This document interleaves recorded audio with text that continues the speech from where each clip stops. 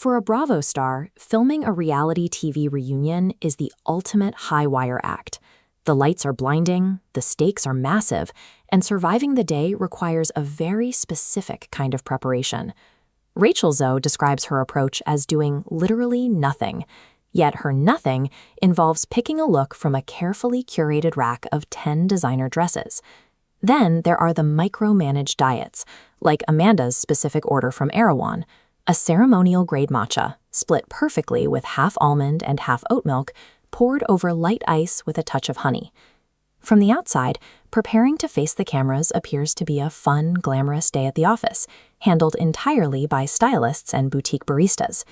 But that light-hearted chatter about wardrobes and matcha disappears when you talk to a 15-year veteran like Kyle Richards. Kyle describes waking up with a heavy pit in her stomach and crying through the final episodes of the season. For her, walking onto that reunion set feels less like a photo op and more like a dreaded hospital visit. This timeline illustrates a 15-year career in reality television. It shows a relentless, decade-and-a-half-long bombardment of manufactured conflict and televised betrayals that never truly stops. If this job were strictly about wearing expensive clothes and luxury lifestyles, a seasoned veteran wouldn't view a day of filming with such profound dread.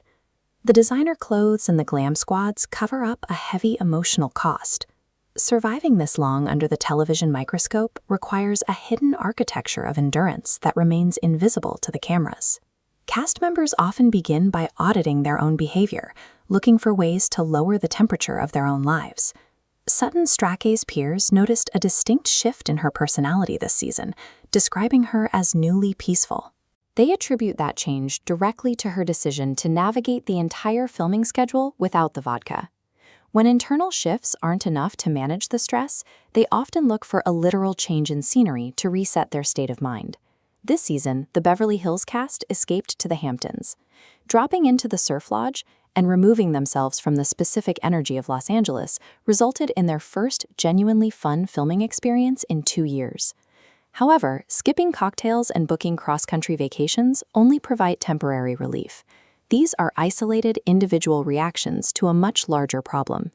Individual coping strategies eventually hit a wall against the sustained systemic pressure of the franchise, forcing the cast to look for a different kind of lifeline.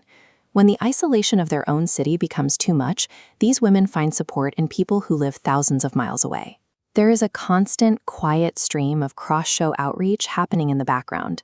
Stars in different cities will slide into a cast member's DMs with a simple, unsolicited message.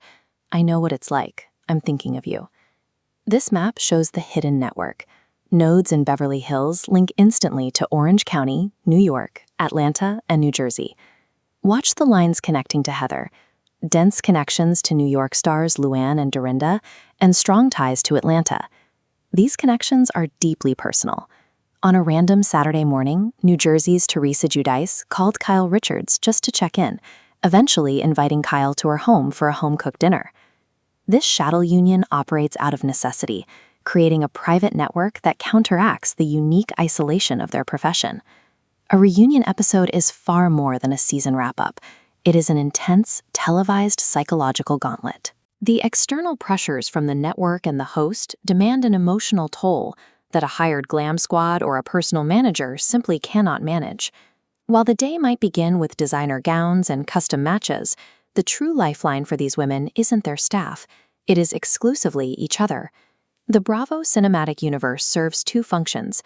It drives record-breaking viewership for the network and provides a critical, trauma-bonded support network for the women who live inside of it. Beneath the drama and the petty fights lies a profound hidden sisterhood, a private network of the only people on Earth equipped to understand and survive the reality TV microscope.